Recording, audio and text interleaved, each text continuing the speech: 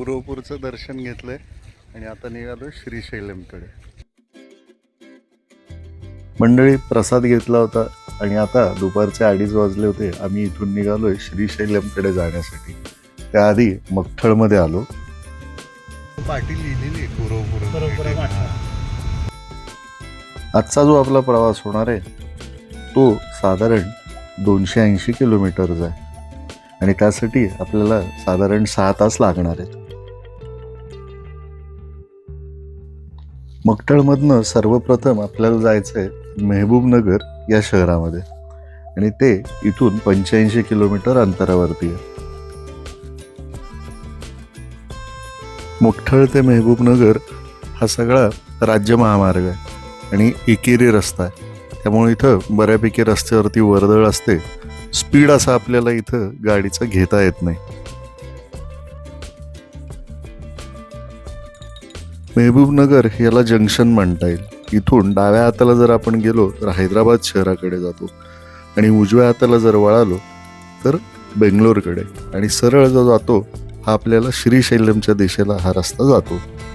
मेहबूबनगर ते श्रीशैलम हे साधारण 173 किलोमीटरचं अंतर आहे.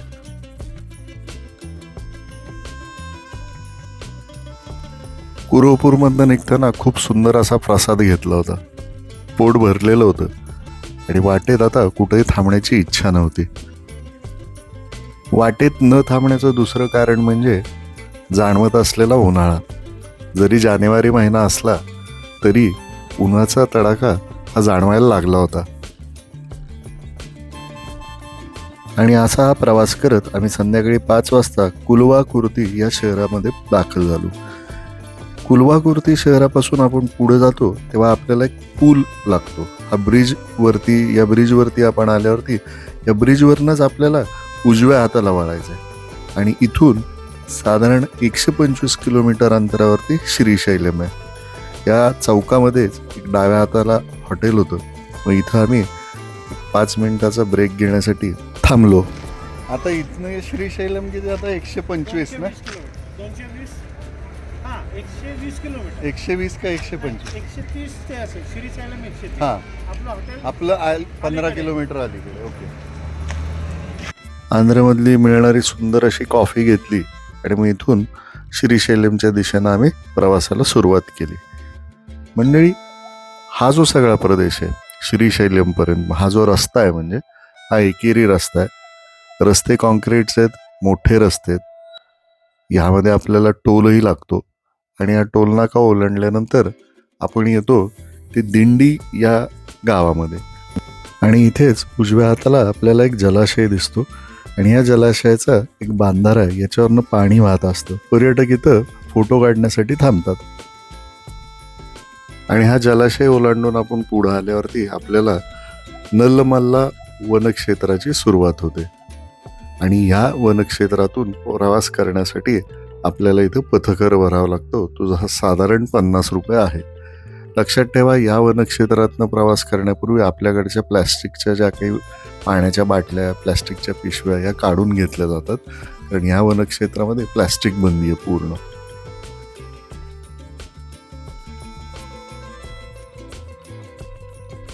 थंडीचे दिवस होते, अंधार लवकर पडत होता आणि अशातच हे अभयारण्य पार करून संध्याकाळी 7:30च्या सुमारास श्रीशैलमच्या अलीकडं 5 किलोमीटर असलेल्या गावामध्ये, जिथं माझा आज मुक्काम राहणार होता, त्या हॉटेलमध्ये म्हणजे अक्कमा ग्रँड या ठिकाणी मी पोहोचलो. आराम केला आणि सकाळी उठलो ते श्रीशैलमकडे जाण्यासाठी. हॉटेल अक्कम्मा देवी आहे ना, यांचं बेस्ट पार्ट आहे. यांच्याकडे इथं भरपूर पार्किंग आहे. असं आतमध्ये मला दाखवतो मी. इथं बऱ्याच गाड्या अशा लावू शकतात आणि आत्ता इथं आपल्याला गाड्या लावायला बऱ्याच ठिकाणी हॉटेल्सला जागा नसते, पण इथं भरपूर जागा आहे. इथं असं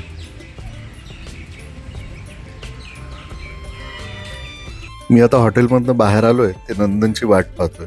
इथून नंदन त्याच्या हॉटेलमधनं निघणार आहे. मी या हॉटेलमध्ये राहिलो होतो. इथं ब्रेकफास्ट नाही आहे, त्यामुळं आम्ही आता एकत्र ब्रेकफास्ट आधी करणार आणि मग तिथून ब्रेकफास्ट झाल्यावरती आम्ही श्रीशैलममध्ये श्री मल्लिकार्जुन स्वामींच्या दर्शनासाठी जाणार आहोत. ब्रेकफास्ट केला आणि लगेचच आम्ही मंदिराच्या दिशेनं जायला निघालो. वाटेत आपल्याला साक्षी गणेश गणपती मंदिरही लागतं. आज इथं मात्र आम्ही थांबलो नाही, कारण हे दर्शन आपण येताना परतीच्या प्रवासात करूया असं आम्ही ठरवलं होतं. आणि त्यामुळं आधी आम्ही थेट श्रीशैल्यम मंदिरात पोचलो.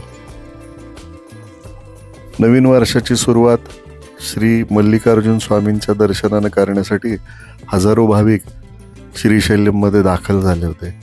आणि त्यामुळेच कदाचित दुपारी 2 वाजेपर्यंत दर्शनाचे जे पास आहेत त्याचं वितरण प्रशासनानं बंद केलं होतं. ही गर्दी कदाचित त्यांना ती झेपत नव्हती, माहीत नाही म्हणजे काय कारण होतं. पण आम्हाला असं सांगण्यात आलं की दुपारी 2 नंतर पासेस मिळणार आहेत आणि ते देखील उद्याचे मिळणार आहेत. म्हणजे उद्याचं दर्शन, त्याची पासेसची विक्री आज होणार होती. पुण्यापासून इतक्या लांब आलो होतो. नवीन वर्षाच्या सुरुवातीला हे दर्शन मिळण्याची मनापासून खूप इच्छा होती, पण आता दर्शन मिळणार नाही हे समजलेलं होतं. मित्रांनो, इथून पुढं आपण जर कधी श्रीशैल्यमला येणार असाल तर येण्यापूर्वी श्रीशैल्यम देवस्थानाची जी वेबसाईट आहे त्यावरती जाऊन इथल्या दर्शनासंदर्भातले ऑनलाईन तिकीट आपण घ्यावं, जेणेकरून दर्शन आपल्याला खात्रीशीर मिळतं. आम्हाला आज दर्शन मिळणार नाही याची खात्री पटल्यानंतर आम्ही श्रीशैल्यममधून निघायचा निर्णय घेतला. क्लोकरूममध्ये ठेवलेलं सामान कलेक्ट केलं आणि आमच्या गाडीकडे जायला निघालो. एव्हाना दुपारचे 11:15 वाजले होते आणि आता इथून पिठापूरकडं आम्ही जाणार आहोत. श्रीशैल्यम ते पिठापूर हे साधारण 480 ते 490 किलोमीटरचं अंतर आहे आणि यासाठी साधारण 10 ते 12 तासांचा प्रवास आहे. प्रवास ठरलेला आहे ना, 2 दिवस इथे येऊन थांबलोय असं नाही ना होणार ते. आता आम्हाला कॉन्फिडन्स होता ना की आमचं एका दिवसात दर्शन होतं हे आम्हाला माहिती होतं. दरवेळेला काल झालंय. आपल्याला असाच मग त्या दिवशी आपण एका दिवसातच केलं होतं ना. मग त्या दिवशी तुम्हाला सांगते आम्ही आलो ना, जसे म्हणजे असं 3-4 वाजता काहीतरी का आलो, म्हणजे जाणारी जी वाट होती ना त्यामध्ये हॉल लागला, म्हणजे ती लाईन जशी चालली मग तिथे लोक बसून होते. मग परत हळूहळू हळूहळू सुरू झालं. श्री मल्लिकार्जुनाचं दर्शन न झाल्यामुळं तिघही नाराज होतो आणि गाडीत आता याच चर्चा सुरू होते की पूर्वी इथं आल्यावरती किती सुलभ पद्धतीनं दर्शन होत असे. आणि हे खरं आहे, पूर्वी एवढी गर्दी नव्हती, पण आता जशी दळणवळणाची साधनं वाढली, तर रस्ते मोठाले झालेले आहेत, जगभरातून भाविक आता श्रीशैल्यमला सहजरित्या येतात आणि त्यामुळं इथं दर्शनाची थोडी गडबड होते. दोरनाला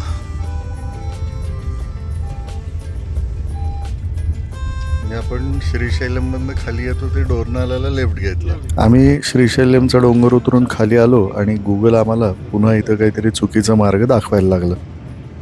आहे ना, पूर्ण युटर्न आहे का? वेस्ट म्हणजे कुठं? हेड ईस्ट आणि हेड वेस्ट. गडबडली हीच. हो, आधी वेस्ट म्हटली मग ईस्ट म्हटली. गडबडली. पण नंदनला इथले रस्ते माहीत असल्यामुळं आम्ही पुन्हा मुख्य मार्गावरती आलो आणि पुढे प्रवासाला सुरुवात केली. वाटेत आम्हाला ही अशी झाडं खूप दिसत होती, मोहर लागलेला, म्हणून एके ठिकाणी थांबून ही कसली झाड आहेत हे पाहण्यासाठी आम्ही उतरलो. लोक द्राक्ष दाखवतात, आंबे दाखवतात, आम्ही काय दाखवतोय?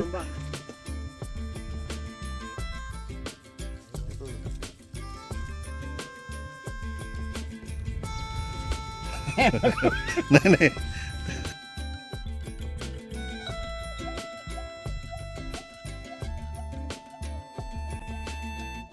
अरे टॅम्बिस मुलानो, 183 मला 113 वाटलं होतं. हो मला पण 113 वाटलं. अरे 1.5 तास 2 तास. दुपारचे 2:15 वाजले होते आणि आता भूक लागायला लागली होती, म्हणून आम्ही जवळपासचं शहर गुगल मॅपवरती शोधत होतो. या रोडला ग्लानी यायची शक्यता जास्त असते या उन्हात. उन्हात येतेच ना, पाणी पित राहा थोडं. इथून 35 किलोमीटर अंतरावरती विनुकोंडा नावाचं एक गाव आम्हाला गुगल मॅप दाखवत होतं. आम्ही ठरवलं की विनुकोंडामध्ये थांबून आपण जेवण करूया. सुरुवातीला आमचा विचार होता की गुंटूरला जावं, पण आता गुंटूर इथून अजून बरंच लांब आहे, म्हणून आता वेणुकोंडामध्ये जाऊन जेवायचा निर्णय घेतला. वेणुकोंडा गावाच्या अलीकडेच एका शेताच्या बाहेर आम्हाला हा आंबे विकणारा माणूस दिसला. आणि म्हणून नंदनने इथं गाडी थांबवली. Cover cover.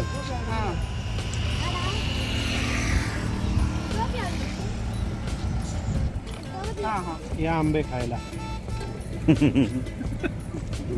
असं एवढं असंच येते. मी कोय खातो मग. बरं वाटलं की नाही आंबा. तू जास्ती खाल्लास ना. कोय न खाणार आंबे. Continue on National Highway 544 equal 4 kilometers. इथे प्युअर व्हेज हॉटेल नाही मिळणार बरं. चालेल का दादा. हो ना. नाहीच आहे म्हणजे आम्ही मी असं बघायचं की बाबा व्हेज मिळतंय का नाही. वेणुकोंडा गावात आम्ही पोचलो तोपर्यंत दुपारचे 3:30 वाजले होते. आमचं नशीब जोरात होतं. इथं आम्हाला एक व्हेज रेस्टॉरंट, फॅमिली रेस्टॉरंट मिळालं. मित्रांनो, आंध्र प्रदेशमधल्या ह्या भागामध्ये आपल्याला बऱ्याच हॉटेल्समध्ये शाकाहार आणि मांसाहार असं एकत्रही मिळतं. पण आम्ही ज्या हॉटेलमध्ये जेवायला थांबलो होतो तिथं शाकाहारासाठी वेगळा विभाग होता. म्हणजे यांचं डायनिंग हॉल हा वेगळा होता. त्यामुळं आम्ही इथं जेवण केलं आणि पुढच्या प्रवासासाठी निघालो.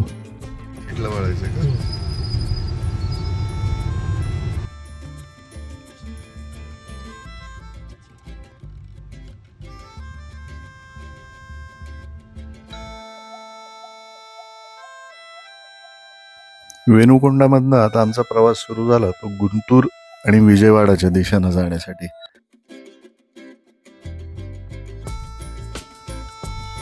एकूण 8 तासांचा प्रवास अजून शिल्लक आहे आणि साधारण 450 किलोमीटर आम्हाला जायचं आहे.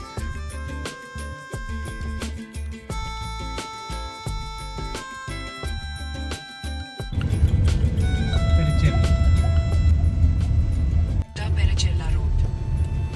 नॅशनल हायवे 16 3 किलोमीटर तो 16 नंबर लागला की टेन्शनच संपली. हो का? 6 लेन रस्ता आहे ना. हो का? 4 किंवा 6. Left onto Polani Gunta Perachella Road.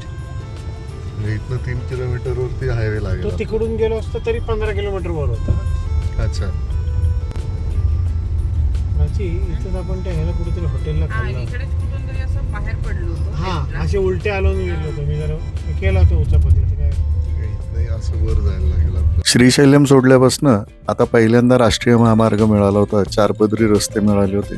त्यामुळं आम्ही आता लवकरात लवकर पिठापूरकडे कसं पोचता येईल या दृष्टीनं गाडी चालवायला सुरुवात केली होती. रात्र पडली तोपर्यंत विजयवाडा आम्ही क्रॉस केलं होतं आणि विजयवाडा ते इलुरूच्या दरम्यान एके ठिकाणी आम्ही हायवेवरती एका फूड मॉलमध्ये जेवणासाठी थांबण्याचा निर्णय घेतला.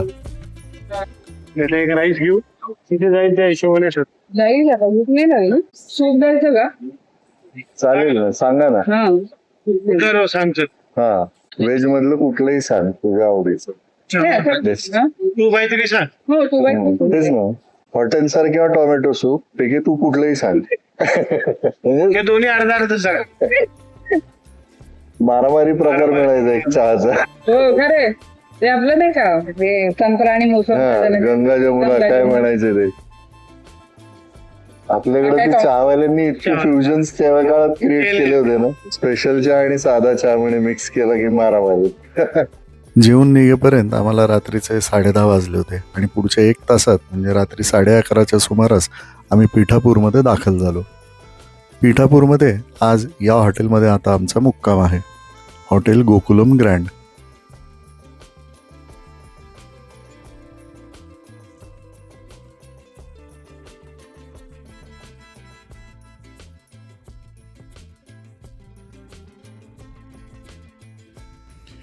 मित्रांनो, रात्रीचे आता 11:15 झालेत आणि आम्ही आता पोचलो आहे पिठापूरमध्ये. पिठापूरमध्ये आता आज रात्री मुक्काम आहे. उद्या सकाळी आम्ही मंदिरात जाऊ. त्यामुळे बाकीची सर्व माहिती मी आपल्याला उद्या सकाळच्या ब्लॉगमध्ये देईन. Good night, bye bye. मंडळी, उद्या सकाळी आपल्याला श्रीपाद श्रीवल्लभ स्वामी महाराजांच्या मंदिरात जायचं आहे. मंदिरात जाऊया, स्वामींचं दर्शन घेऊया, जमल्यास आरती पण आपल्याला घेता आली तर घेऊ. त्याचसोबत पिठापूरच्या आसपासच्या परिसरात असलेली जी इतर महत्त्वाची मंदिरं आहेत त्याची पण माहिती मी आपल्याला उद्याच्या ब्लॉगमध्ये देणार आहे. So till then, stay happy, stay connected. Thank you.